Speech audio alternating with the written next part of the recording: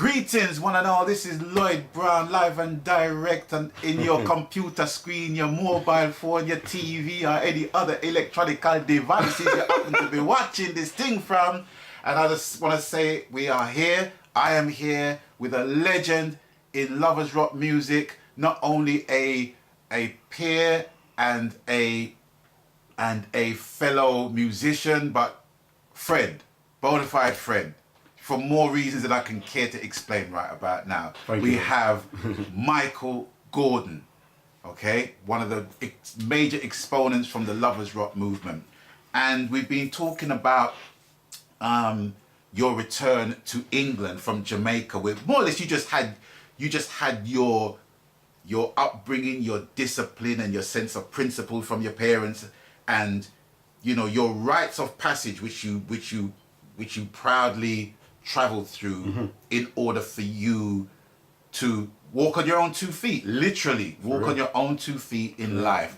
And on your return to England, you not really feeling that too great, and you deciding that you more or less want it out in your own way, so you more or less left home, okay? Right. So from that point, what happened from that point? And where did, because music had to more or less be, you know, a constant in your life at that point. So how strong a hold was music, and in what form and in what fashion did it take a hold? Music was pivotal, man. Because I have to go back a bit. Whilst at school, because I didn't stay in school for long when I came back to England. I stayed in school for 2 years. I didn't take my exams or anything because I had to go and work. Same. Because I'd left home, and I was basically on the street, I can coaching. Yeah. And but before I left school, like I said, I became friends with Colin Burton. So whilst at school, every evening, most evenings, I would be at his house. So just explain who Colin Burton. Colin Burton was the rhythm guitarist, or guitarist, I would say, from the Investigators band. Okay. And he was the band leader. And he was the person who was responsible from where I am today musically. Wow. Because there was nobody else before. Right? So I used to go around to his house after school, as you do, because you never got straight home, do you? I was living in Southfield, so he was living in Battersea Rise. Okay. Right? It's quite a distance there. The man used to walk. So as opposed to because we went to Spencer Park. Okay. Matumbi came from Spencer Park, you know. Big up Matumbi. Mr. Dennis Bavell alumni and crew. Yeah. They were a major influence musically. So rather than going left, always ended up going right. Battersea.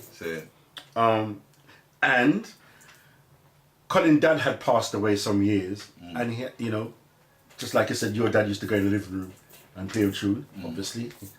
His dad was a music man. Right. So his dad, he had all these 45, there were no 12 inches then. Yeah, there are 45s or albums. Wow. 12 inch, you know, were albums. But no 12 inch as we know it now. See. There were no 12 inches, like 12 inches, that came later. So didn't his dad have any 78s? Wasn't any 78s? I can't remember. Or I remember 7 inches without the middle. Yeah, the middle wasn't cut out. Yeah. The little dinky all. That's what I remember. Right? Little dinky. The little dinky all. Well, do you know in terms of the 7 inches, it's called dinked, isn't it? But, well, that's a dinky hole. I'm not even thinking about the dink, the big hole. The little hole there, right? Yeah. All right. So, and then he reintroduced me to all these records. Sir John Holt. Wow. Errol Dunkley. Yeah. Do you know what I'm saying? And others, and the artist that became entrenched, for want of a better word, was Mr. Dennis Brown.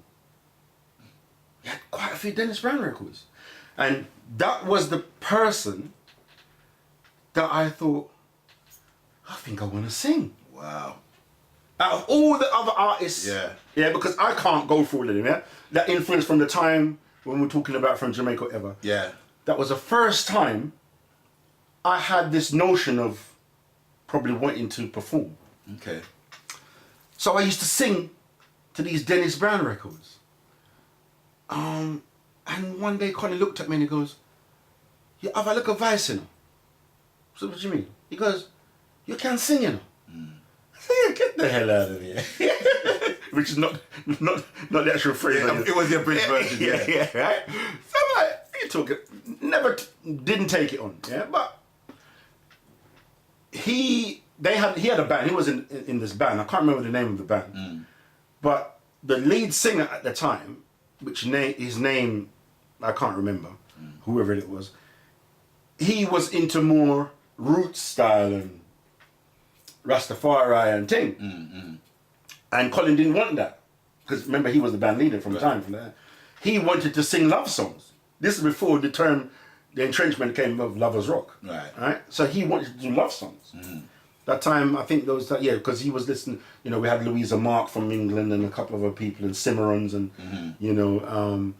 and that's where he pictured himself and his band. So he said, well, and he used to call me Mick. He always used to call me Mick. He said, Mick, I'm going to get rid of that singer, and I want you to come and join the band. I think, please, what were you talking about? Anyway, long story short, school was out, summertime, and I've told this story so many times, I don't mind telling you again, because it's quite nice. And I'm walking from Southfields, right?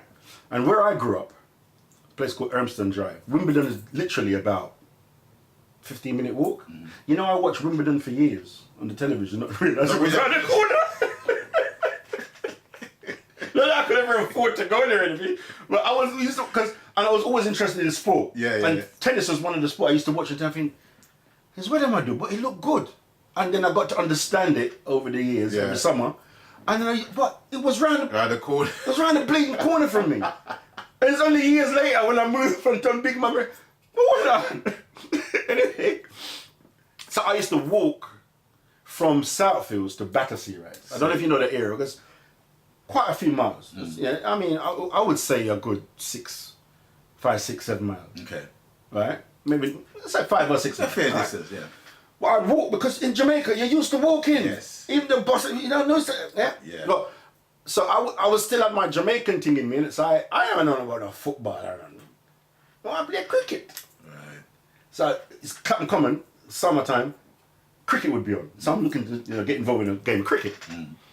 And you have to understand, them days there was no mobile phone.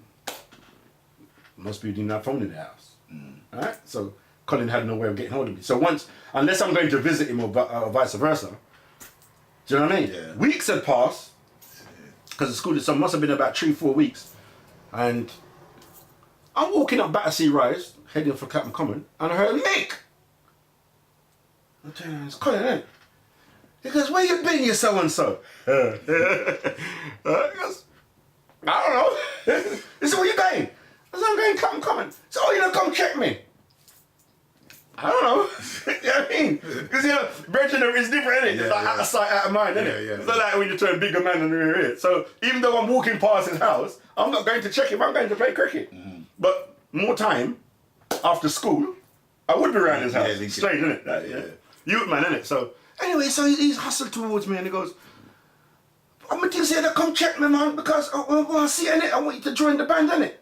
I'm looking at this guy to say, is he, I mean, obviously, it was a long time ago, so the phrasing that I'm using now, I wouldn't be using it then. Because I'm thinking, is he tripping or something? What's he talking about? I don't remember anything of what he was talking about, joining band or singing. I don't know nothing about music. Apart from hearing, I don't know anything about it. Right? So he goes, look, I got rid of that brother, and I want you to join the band. That's the Colin, Clapham come on me, I'm going, play some cricket. He goes, what? Seriously? We are chalkboard. Obviously, he understood the importance of what he was doing. He's discovering you. But me no know what I want, right? And it's not like when you see happening now, some man might approach somebody, say that you've got a good, everybody wants to be a star these days, isn't it? Yeah. And you will be saying, yeah. You know what I mean? I had no bloody interest in it because I didn't know what was going on. It wasn't my thing. Right? So he says to me, look, we got some people on the corner of Battersea Rise, they want to record us and thing. Record? I said, what planet is this? In my mind, I'm thinking, what planet is it going? And I'm still heading. I said, Colin, but I'm gonna play cricket. He goes, Mick, come down in the corner, man. What you got to lose? Yeah. Come down at the corner because you can sing and I want you to join my band. And I'm looking at him, He goes, what you got to lose? And I'm thinking, I couldn't get rid of him. I couldn't get rid of him. And I thought, okay. Went down the corner and wow.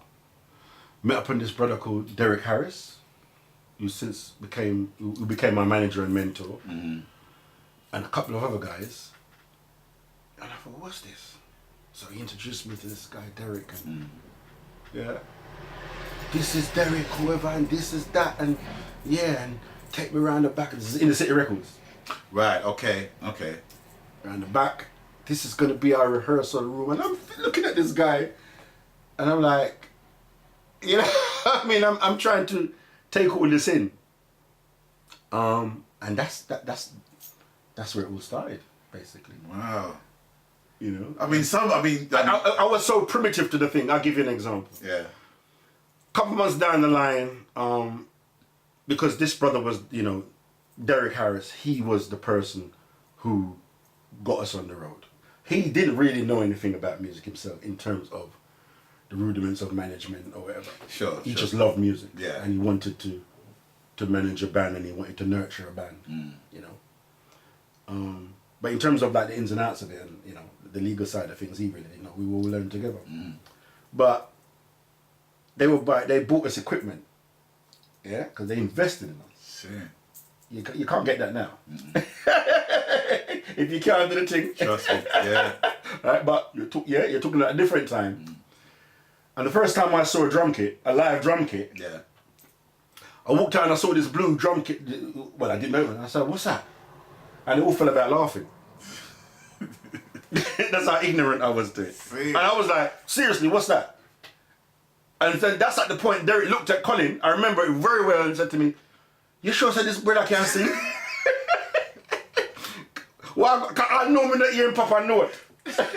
And him not know what a drum set is. And it was so embarrassing. Yeah, Colin looked at it, it's a drum kit, Mick, you idiot. What's a drum kit? At that point, I'm sure he was having regrets. Wow. Right? So those were my humble beginnings. Right. Very humble beginnings. Yeah? Because I was not introduced to music differently. I was introduced to music as in hearing it. Yeah. But in terms of how you know, how you put things together and how it comes out and record. Nah. That was my. And it's strange because you know, because growing up in Jamaica. Yeah. I mean, TV obviously didn't play a factor. No. It didn't play a factor at all. Okay, so obviously you I just wasn't exposed to it. Yeah, you wasn't exposed to it. And I had no family or whatever that to expose me to that. See. It just that's how it was. Yeah. That's just how it was. You know what I mean? So I was totally ignorant in terms of how music was made. Right. If you like. Right. Do you know what I'm saying? But you love the finished result. Yeah. So so that was the next tip, and then it was the studio thing. Hold on. We're gonna go into the studio thing in another episode. Okay. And we can't chop off the big things, you know what I'm saying? So we're gonna end this episode and we want to thank you guys for watching, and as always, you don't know the coup. People, please abstain from foolishness, and until we link up on the next video, stay blessed. We're gone. Word.